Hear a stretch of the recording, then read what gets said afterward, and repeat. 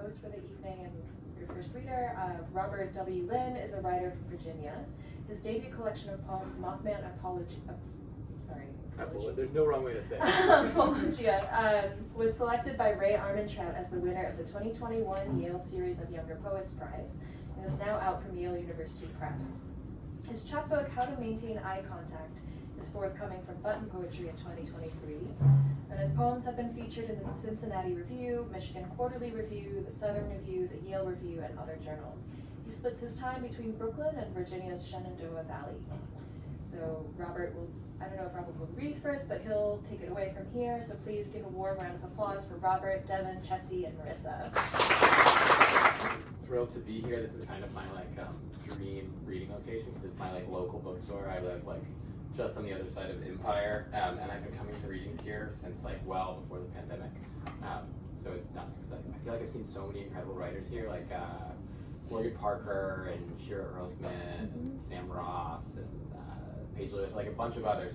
And so it's great to be here and to be with kind of a dream team of readers that I absolutely love. So I'll just so that we can get out of here on a reasonable time, I will stop gushing and just start reading. But and then I'll gush a little more between readers. So. All right, I'm just going to read 4 poems. This is Psalm for the Haters in the Back. As a child, I read once about a criminal on the run so long she forgot her own name, forgot even that she was on the run at all. No one more surprised by her capture in the end than herself. It was the sort of thing I didn't believe was possible, but also the sort of thing I figured would probably happen to me. Maybe it already has. Here I am, not counting down the days until the cops show up and kick these doors down in the name of someone else's law.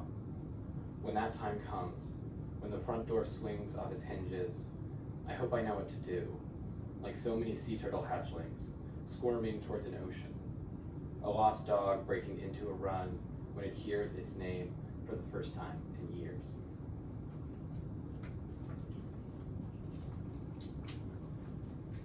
And this is, it was time again for bush hogging the paddock.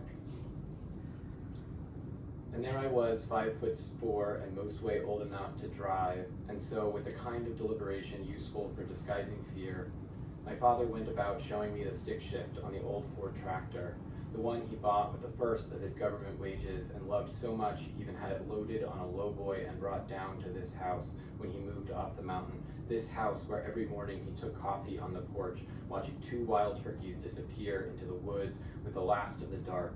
And on this day, he taught me how to clutch engages and to keep careful on the revolutions per minute, leaving one hand on the wheel, the other steady behind me on the mower lever, ready to cut it at his hand signal. And this day was a turning over of something, like an engine coughing slowly while my father walked ahead, scouting in that grass so tall over the shoulders of his blue shirt, peeked out above the green-brown stalks that my machine trampled and spat out behind me.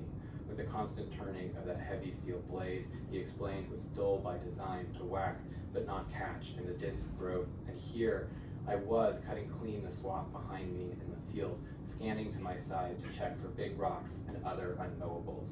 And I might as well have been Hannibal crossing an Alp, riding an elephant, and I felt the earth yielding for the first time to my adultness, as I saw it a slow zigzag back across the paddock. But then it was there. The flutter of wings alongside me and my father yelling, which seen from a tractor is all visual, a mouth opening all the way and not closing, overwhelmed by the din of the engine, his hands quick to gesture what gestured the signal, and we watched 2 turkeys flee the woods while we waited for the blade to sputter stopped. And there, in the earned silence, I climbed down from the giant stilled tire, and my father pointed me to the dashed nest, the dozen broken eggs. And whatever he'd yelled, he'd already gotten it all out, and now was well past speaking. He simply turned and walked the long way back up to the house through the tall grass that closed behind him in the buzzing air, and so I followed, hoping we might both disappear. And so we leave the tractor where it stops, and no one finishes mowing the paddock this year, or the next, or even the one after that, which is to say, this is how a field returns itself to woods.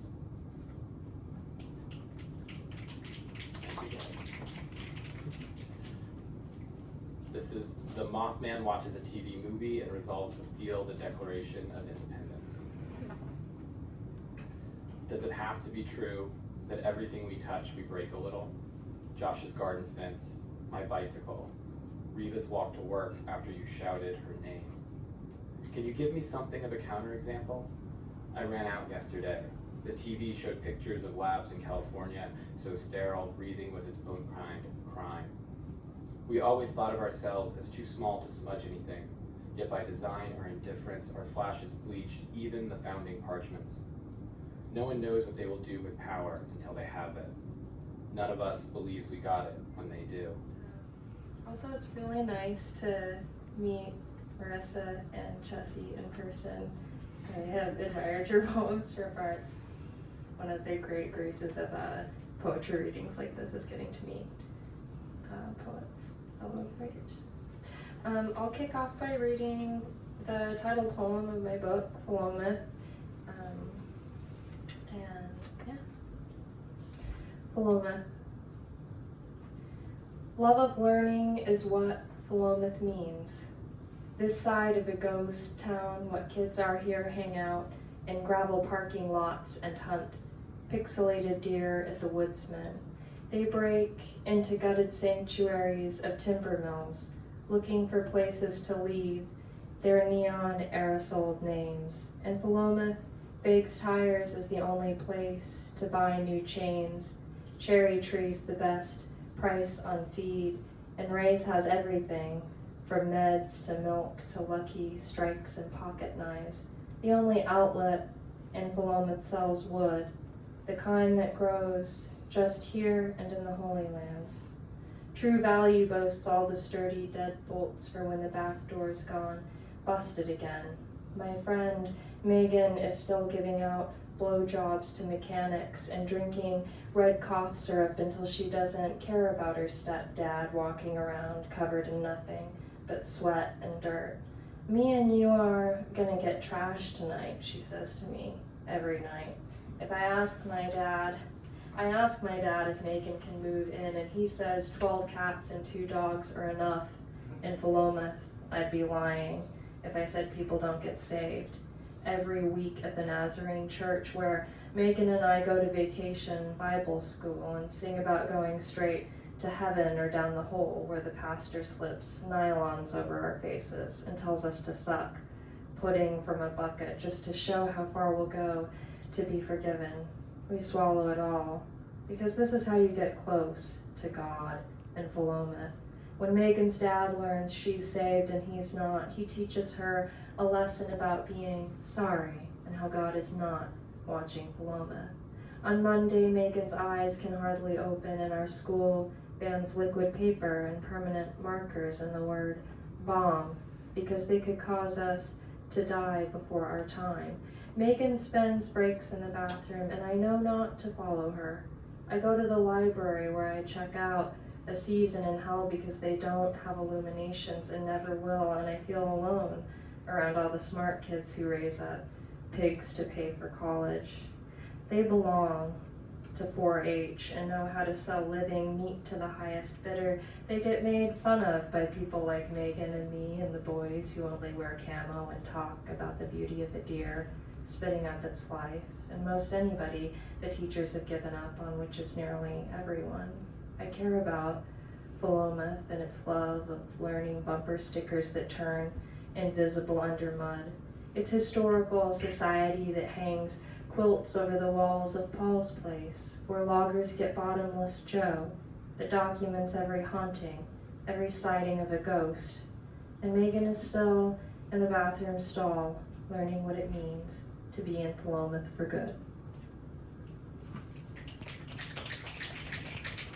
This is great. It's so good to hear these poems, and I dressed wrong for this high chair. I'm going to read you some poems. I'm just really grateful to be part of this.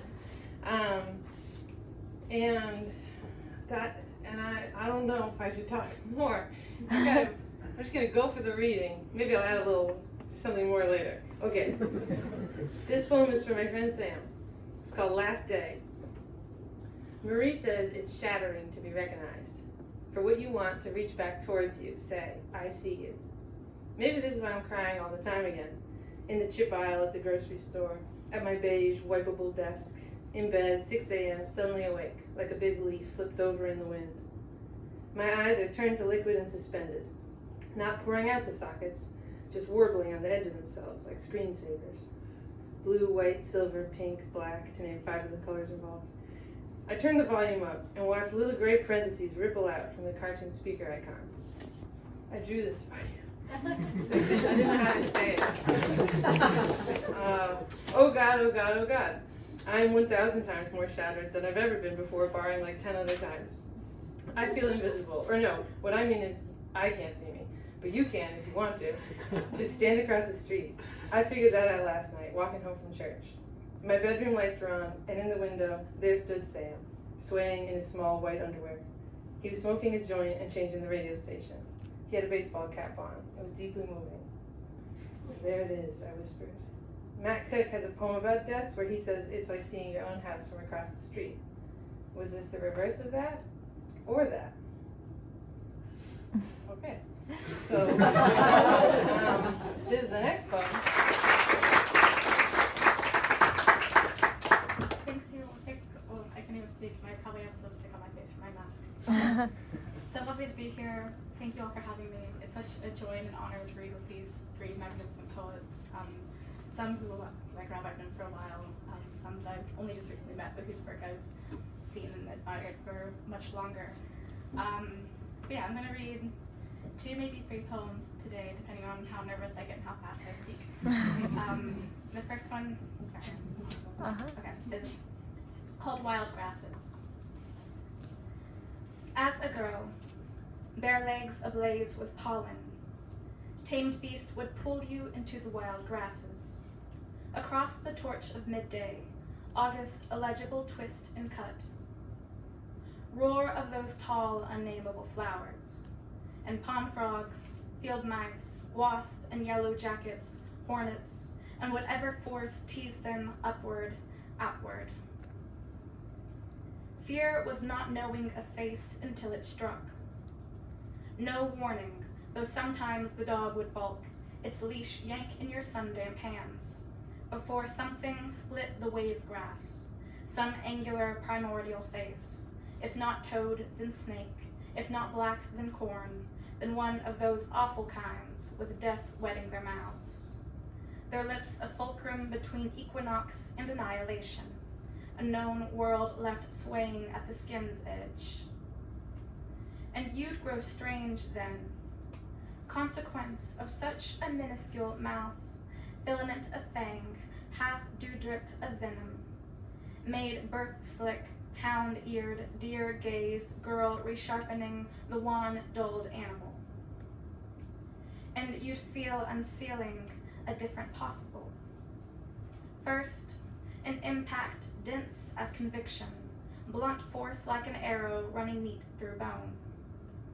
Then a poison's eloquence, you, unwinding, unyours, toppled, down and down, back into the land's carnival of root, where the long-bred worms, the patient hyphae, would derange your architecture, reuse, repattern you, and you'd belong again. Now, here, tall-grown, you roam the famed gardens of a bare-boned city. The sky is muzzled with concrete. Your woman feet pad the sand paths, carelessly skirting all this flora combed and pearled into allée after allée after allée. And your eyes are searching, still, among clean lanes of index flowers, for what those wild grasses hid. Summer's legion of oblivion jaws, creatures beyond the rim of utterance, beyond negotiation. And roamed too close, you would know whose dominion. You would know your place. And the next one is